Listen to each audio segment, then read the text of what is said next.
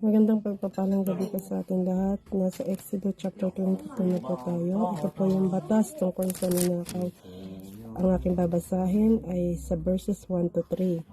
Kapag ang isang tao ay nagnakaw ng baka o tupa at ito'y pinatay o ipinagbili, papalitan niya ito. 5 ang ipapalit sa isang baka at 4 naman sa isang tupa. Kailangan siyang magbayad. Kung walang ibabayad, siya ang ipagbibili at ang pinagbilhan ang ibabayad sa kanyang ninakaw. Kung ang ninakaw naman ay makita sa kanya at buhay pa, doble lamang ang ibabayad niya. Purihin ng Diyos sa pagbabasa ng kanyang mga salita. God bless po. Muli, magandang umaga po sa ating lahat. Ang aking pong isasya ngayon ay sa Exodus chapter 22 verse 4 to 6.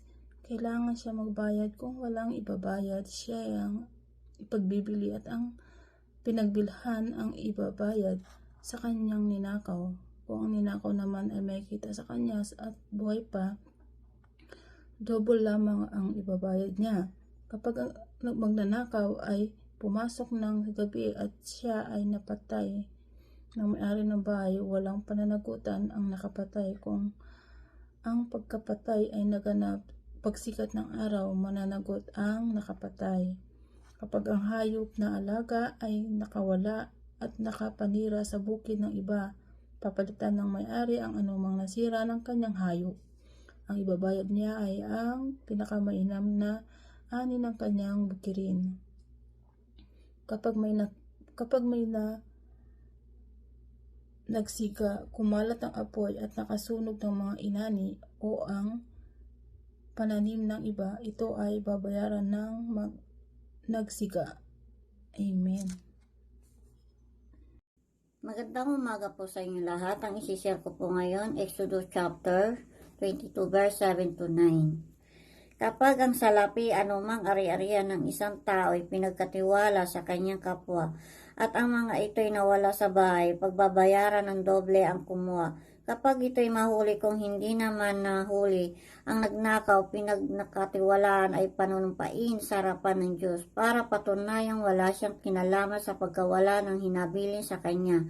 Anumang usapin tungkol pangangkin ng nawalang asno, baka, tupa, damit o anumang bagay ay dadalhin sa harapan ng Diyos at mapatunayang ng angkin lamang ay ang magbabayad ng doble sa tunay na may-ari.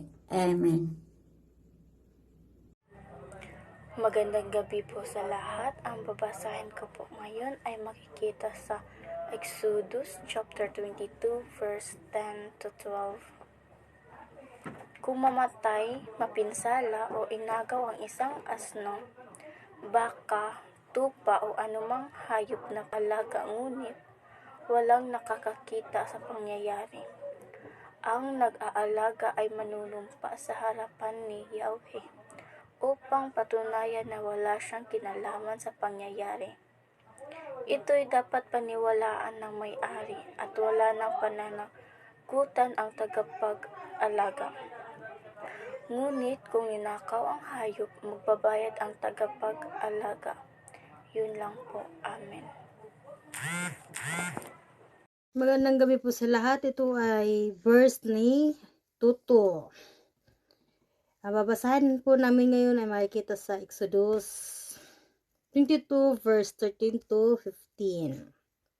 Kung nalapa ay dadalhing pinakapatutuo at hindi sasaulian ang nalapa.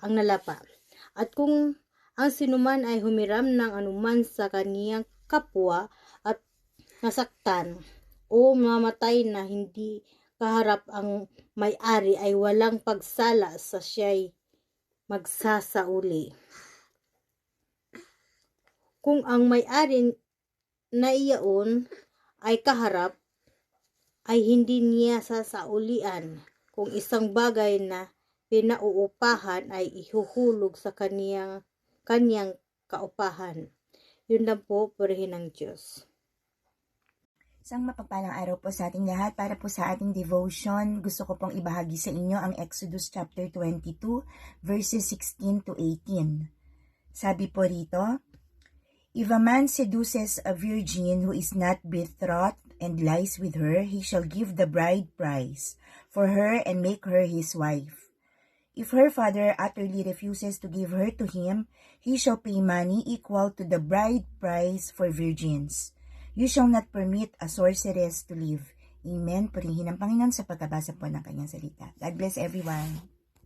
Magandang gabi po sa lahat. Ang babasahin namin ni Hinami ay makikita sa Exodus 22 verse 19 to 21. Sinumang makiapit sa isang hayop ay papataying walang pagsala. Yaong maghain sa anumang Diyos maliban sa Panginoon lamang ay lubos na papatayin. At ang taga-ibang lupa ay huwag mong aapihin o pipighatiin man.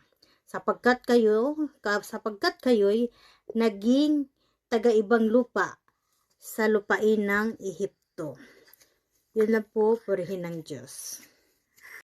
Mapagpalang gabi po sa inyong lahat. Ang ibabahagi ko pong verse sa gabi nito ay sa Exodus chapter 22, verses 22 to 24 na sinasabi, You shall not afflict any widow or orphan.